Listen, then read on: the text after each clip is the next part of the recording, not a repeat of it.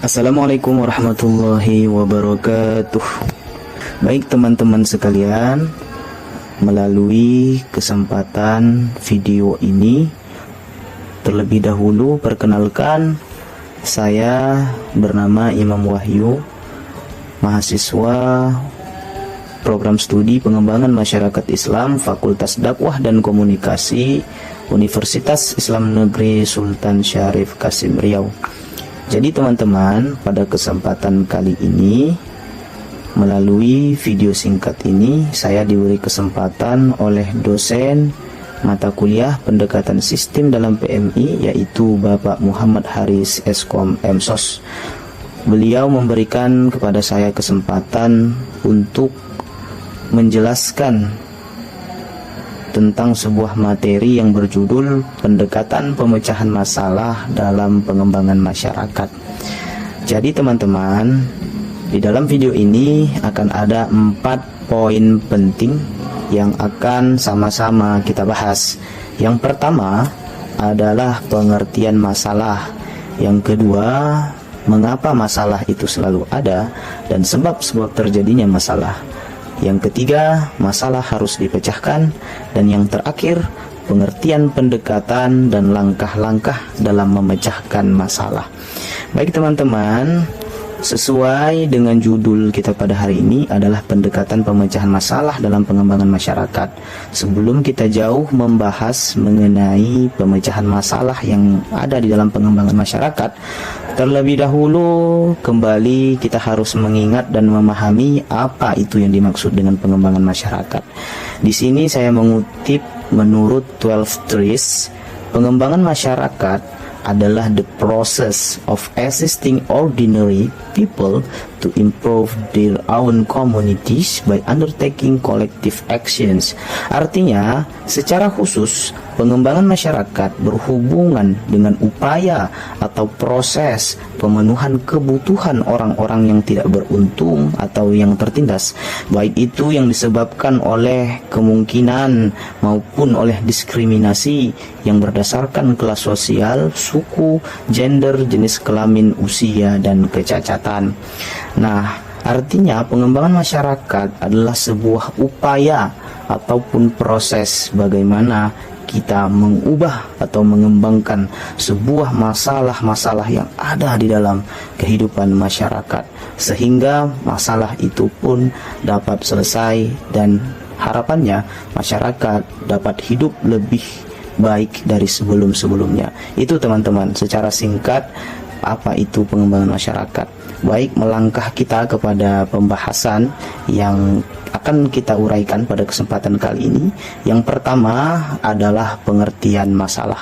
Setelah kita paham bahwa apa itu pengembangan masyarakat dan siapa itu pemberdaya, maka kita akan memahami apa saja yang dimaksud dengan masalah. Masalah adalah kesenjangan antara harapan atau keinginan dengan kenyataan. Menurut Sugiono, masalah itu dapat diartikan sebagai penyimpangan antara apa yang seharusnya terjadi dengan apa yang benar-benar terjadi, antara teori dan praktek, antara aturan dengan pelaksanaan, dan antara rencana dengan pelaksanaan. Masalah itu adalah ketika seseorang menginginkan A misalnya, namun yang terjadi justru B. Apa yang diinginkan malah tidak terjadi pada kenyataannya. Maka itu yang dinamakan dengan masalah. Kemudian yang kedua, masalah itu selalu ada dan sebab-sebab terjadinya masalah. Mengapa masalah selalu ada? Tentunya jika kita bertanya kepada diri kita pribadi, setiap manusia yang hidup, setiap masyarakat yang hidup, tentunya tidak satu orang pun yang akan terlepas dari yang namanya masalah. Semuanya pasti akan mengalami yang namanya masalah di dalam kehidupannya. Mengapa itu bisa terjadi? Karena masyarakat itu bersifat dinamis. Masyarakat itu sifatnya berubah-ubah dari satu masa ke masa yang lain. Di antara beriringnya waktu, dari satu waktu ke waktu-waktu seterusnya, maka ada proses harapan-harapan yang dipupuk di dalam hati manusia. Nah, dengan banyaknya manusia yang ada, maka keinginan-keinginan itu pun berbeda-beda di setiap manusianya. Nah, itulah yang menyebabkan masyarakat ataupun manusia mengalami perubahan sehingga tidak pernah terlepas dengan yang namanya masalah. Nah, teman-teman, kira-kira masalah yang kita alami apakah selalu senantiasa dikaitkan dengan hal negatif? Tentu tidak. Ada hal-hal positif ketika kita ditimpai masalah. Di sini saya ingin menguraikan ada 2 dampak positif ketika kita ditimpa masalah. Yang pertama, dampak positifnya adalah untuk memperbaiki kualitas hidup. Masalah itu, teman-teman, untuk kita lampaui, bukan untuk dihindari.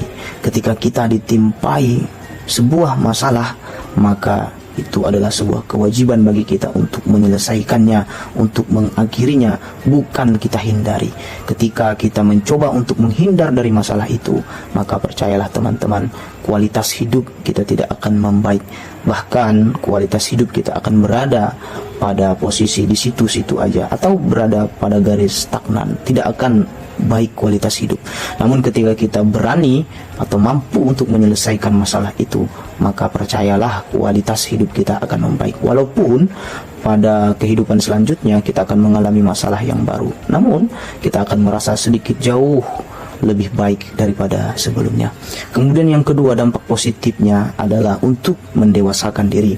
Semakin sering kita menyelesaikan masalah, maka akan mendatangkan sikap kedewasaan. Kemudian lanjut kepada pembahasan berikutnya, yaitu masalah harus dipecahkan. Mengapa masalah itu harus dipecahkan? Yaitu tidak lain dan tidak bukan agar memiliki kualitas kehidupan yang tenang, damai, dan bahagia. Tentunya semua manusia, semua elemen masyarakat, baik individu maupun secara kolektif, pasti akan menginginkan kehidupan yang tenang, kehidupan yang damai dan bahagia. Namun pertanyaannya, ketika seseorang ditimpa masalah, apakah hidupnya tenang? Apakah hidupnya damai? Apakah hidupnya bahagia? Tentu tidak.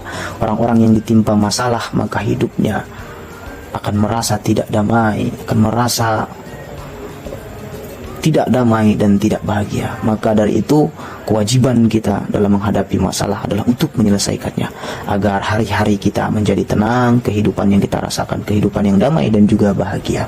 Kemudian yang terakhir adalah pengertian, pendekatan, dan langkah-langkah pemecahan masalah. Bagaimana yang dimaksud dengan pendekatan pemecahan masalah? Pendekatan pemecahan masalah adalah sebuah strategi yang digunakan untuk mempelajari ilmu pengetahuan dengan maksud merubah satu keadaan yang tidak kita inginkan tadi menjadi keadaan yang kita inginkan dengan menggunakan sebuah proses pemecahan masalah yang praktis dan sistematis. Yang praktis yang dimaksud di sini adalah sebuah proses pemecahan masalah yang sifatnya praktik. Ketika kita mempunyai sebuah rencana, pemikiran dalam menyelesaikan masalah, itu tidak akan selesai kalau tidak kita kerjakan dengan hal yang sifatnya praktek. Dan sistematis yang dimaksud adalah rancangan-rancangan yang sudah tersusun dengan baik. Kemudian pembahasan kita yang paling penting adalah bagaimana langkah-langkah pemecahan masalah. Langkah-langkah pemecahan masalah yang pertama adalah memahami permasalahan. Masalah itu harus didefinisikan dengan jelas agar tampak sebuah perbedaan antara masalah dan bukan masalah. Akan tampak perbedaan mana fakta dan mana pendapat. Contoh antara fakta dan pendapat adalah sebuah sentimen sosial budaya yang ada hari ini sebagian di tengah-tengah masyarakat Indonesia. Ada paradigma masyarakat ataupun opini yang mengatakan bahwa suku Batak itu adalah orang-orang yang mempunyai jiwa kasar, suka anarkis, suka membunuh. Nah, opini yang seperti ini sangat berbahaya jika dijadikan sebagai sebuah kepercayaan, maka ini akan menimbulkan konflik ataupun akan menimbulkan perpecahan antara suku. Namun pada kenyataannya, jika kita definisikan suku Batak, tidak semua suku Batak seperti itu. Namun ada sebagian, tapi tidak semuanya. Nah, melalui memahami permasalahan ini kita harus dapat membedakan dengan baik mana fakta dan mana pendapat. Kemudian yang kedua, langkah-langkah pemecahan masalah berikutnya adalah rencana penyelesaian masalah. Dalam rencana penyelesaian masalah ini adalah pada fase tahap imajinasi, dalam tahap pemikiran membuat rancangan atau metode yang tepat untuk digunakan dalam proses pemecahan masalah. Nah, di sini kita harus betul-betul hati-hati dan betul-betul berpikir dengan baik kira-kira metode atau rancangan apa yang tepat untuk melakukan pemecahan masalah, karena banyak masalah yang terjadi namun coba untuk diselesaikan tapi tidak terselesaikan. Apa sebabnya? Karena rancangan atau metode yang digunakan tidak tepat, bahkan dapat menimbulkan masalah-masalah baru. Nah, kemudian yang ketiga, tahapan atau langkah-langkah pemecahan masalah adalah penyelesaian masalah. Ketika kita sudah berhasil membuat rancangan atau metode yang tadi, maka yang selanjutnya kita melakukan eksekusi menyelesaikan masalah tersebut dengan cara praktis, dengan melakukan rancangan penyelesaian masalah yang sudah dibuat sebelumnya. Kemudian yang terakhir adalah evaluasi hasil. Ketika kita sudah berhasil mendefinisikan masalah, membedakan mana fakta dan pendapat, kemudian sudah membuat rancangan metode yang tepat dan sudah mengeksekusi permasalahan itu dengan rancangan-rancangan atau metode yang sudah dibuat sebelumnya, maka yang terakhir adalah evaluasi. Evaluasi ini adalah melakukan peninjauan dan penilaian terhadap hasil penyelesaian masalah dan memprediksi dampak kemungkinan setelahnya. Berhasil atau tidaknya sebuah masalah itu dapat kita lihat ketika sebuah rancangan yang kita lakukan tadi kira-kira apakah menimbulkan dampak masalah-masalah yang baru. Ketika tidak menimbulkan masalah-masalah yang baru, maka masalah itu sudah dianggap berhasil diselesaikan. Namun jika menimbulkan dampak-dampak masalah-masalah yang baru, maka itu dikatakan bahwa masalah tersebut belum dikatakan dapat terselesaikan, bahkan dapat dikatakan makin memburuk. Barangkali demikianlah uraian singkat atau pembahasan singkat kita pada kesempatan kali ini, teman-teman. Mudah-mudahan kiranya bermanfaat bagi kita semua. Demikian, wassalamualaikum warahmatullahi wabarakatuh.